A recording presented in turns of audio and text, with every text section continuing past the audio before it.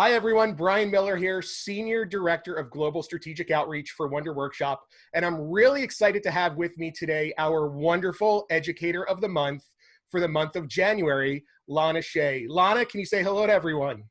Hi. Very honored to be here. Well, we're honored to have you as well, and we're really excited to learn a little bit more about you. So what we do for our Wonderful Educator of the Month program is we feature one special educator every month who are doing incredible things inside of our community and on social media. And one of the things that you will see inside of the group is Lana loves to share videos of things that she's doing around her house using Dash, Dot, and Q, and that really, truly stood out to us. So if this is something that you're really interested in joining and becoming a part of, it's really easy to do. Inside of our community, there's a form for you to fill out that lets you sign up and share your information. So we will randomly select a Wonderful Educator of the Month each and every month. And as you're out doing great things and sharing with hashtag wonderful moments, we also send out thank you notes, Q fist bumps. So I have like our Q fist bump sticker right here. I have our Wonderful Educator of the Month stickers. So these are all great little things that we send out along with some other fun stuff too, as we have it out and about from our conferences and events. So we're gonna dive right in here and we're gonna get started. So Lana, how about you just quickly introduce yourself, who you are, where you're from, before we jump into question number one. Sure. My name is Lana Shea, and I work at the Illinois School for the, I volunteer at the Illinois School for the Deaf and the Illinois School for the Visually Impaired as the robotics and coding teacher. Wonderful. So we're going to go through, we're going to ask these 5 questions, the same 5 questions that we do every month to get to know Lana a little bit better. I was pronouncing your name wrong earlier. I'm sorry. I pronounce my A's funny. It must be a Philadelphia thing. So we're going to dive right in with question number 1. What is your why for becoming a teacher or educator? So I was born in the late 1950s, and at that time, female role models were either nurses or teachers or secretaries, and I was surrounded by educators, my parents, aunts, uncles, grandparents, and they clearly had a passion for what they were doing, and I wanted to be part of that. So in my genes. That's great. Born and raised and just something that you grew up with and were familiar with. That's great. Question number 2.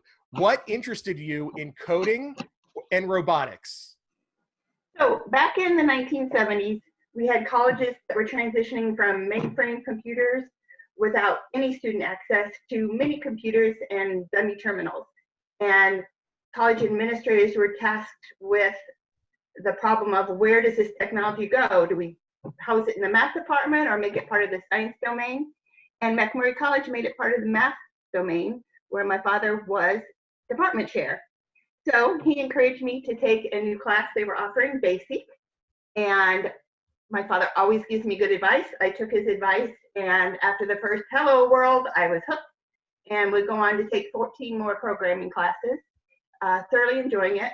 And then my teaching career took a big turn in 1985 when I took a position with the Illinois School for the Deaf as an educator in the IT department.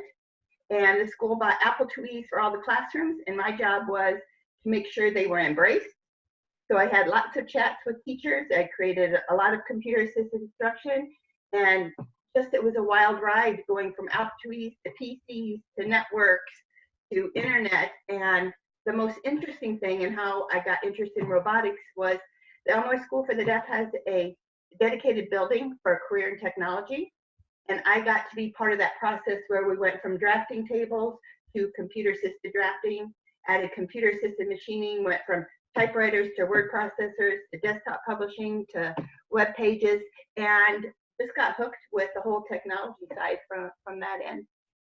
So you've seen this progress from, Yes. When you were young and started all the way to where we are at now, where, personal computers are an everyday thing. They're literally in our pockets because they're in our cell phones that we carry with us daily. But the accessibility to these tools, especially for, not only for you and I, but also for the student population that you're working with. So do you mind just briefly sharing, what types of students you're working with? Because you did mention that you work with deaf and blind students.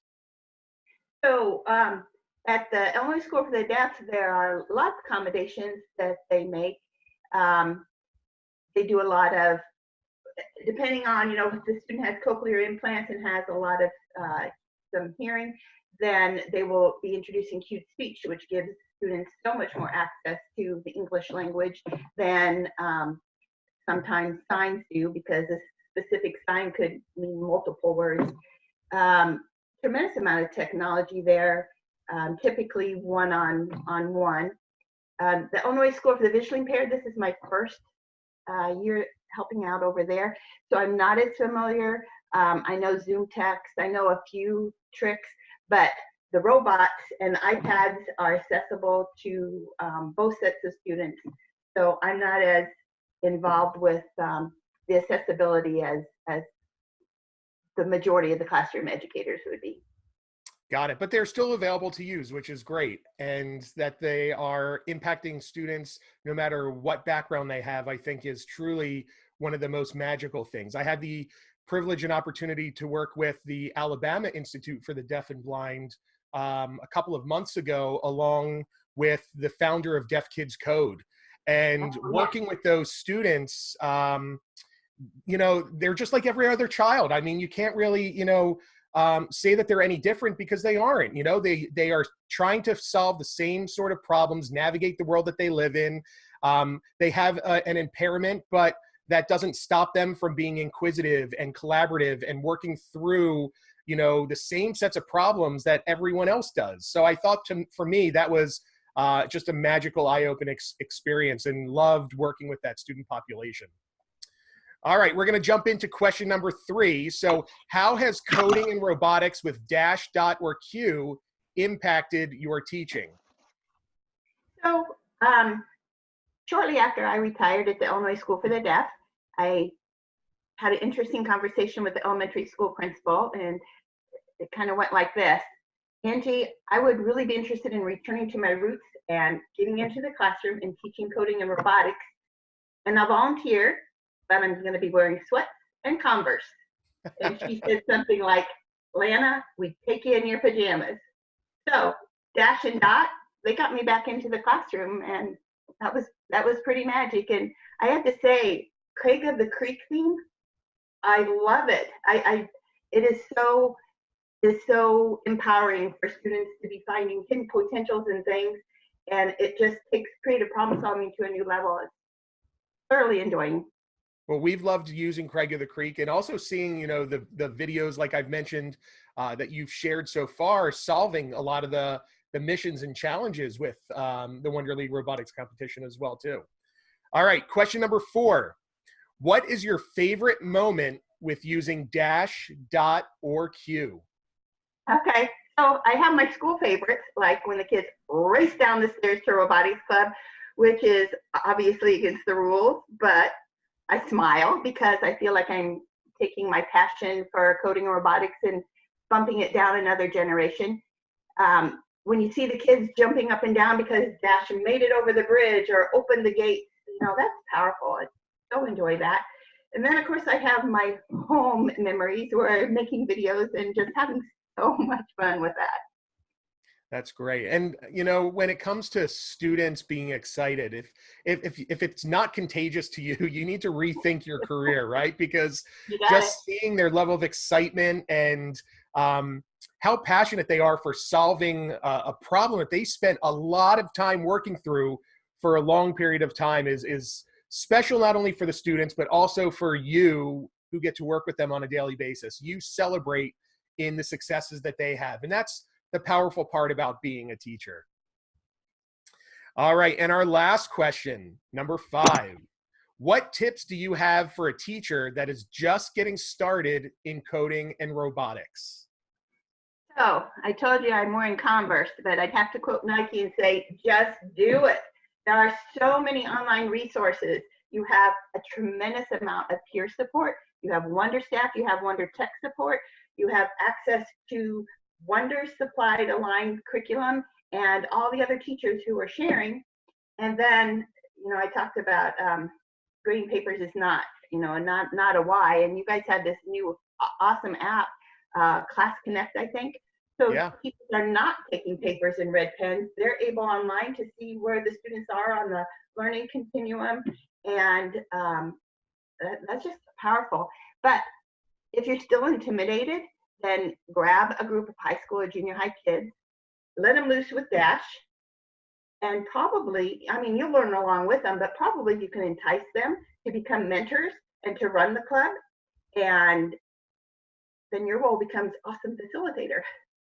Absolutely. I think those are some great tips, especially just the just do it, you know, because otherwise you're just making excuses, and especially tapping on the shoulder of other students who are excited about this, because we know that students love sharing with other students, but what better of a way for students to demonstrate their level of understanding than showing other students and reteaching them the skills that they taught. Plus, And it's they don't someone that they care. can look up to. Exactly. And they don't care if how much you understand. They just know they're passionate and they're learning something. So Yeah, win-win. and even those students that, if you can't find high school students or middle school students that have done some of this stuff before, chances are there are one or two really talented students in your classroom that would love the responsibility of being the leader during that time, right? And showing the class and getting to show what they know. And I think that that's, you know, a great part of building community inside of your classroom as well. Really supporting and awarding those students differences and skills that they have. And this is one of those things that you're going to have a student that excels more than some of the other students, put them in charge and let them help out, even if you're not quite yet comfortable. So those are some really great tips, Lana. Real quick, how can educators stay in contact with you as you go throughout your journey using coding and robotics? What are some good ways to stay in contact? Well, primarily I'm using your Wonder site. That's pretty much it. Perfect. So you can connect with Lana through our global educator community, which is found on Facebook. You will not miss her posts because you're doing a video a night pretty much, aren't you? Yeah. Yeah. I mean, it's awesome to see. And all the likes, the loves, the comments that people are sharing because of what you're showing is just awesome. And your level of creativity just really stood out. And we're really excited to have you as our wonderful educator of the month for the month of January. So Lana, before we wrap this up, is there anything else that you'd like to add before we go? Nope. I think I've shared. I sure appreciate the opportunity. Wonderful. Well, if you want to be a wonderful educator of the month, as I mentioned at the beginning, you can find out how to do that by joining our global educator community on Facebook. And to do that, you just search for Wonder Workshop. You can click on groups and communities inside of our Facebook page, and it will take you right to our global educator community, where it's free to sign up and connect with other incredible educators just like Lana that we interviewed today. So again, Lana, thank you so much for joining us for the month of January. We look forward to seeing all of the amazing videos that you continue to put out as you are exploring Dash, Dot, and Q. And I wish you a wonderful weekend. So have a great day. Thanks. Thank you, Brian.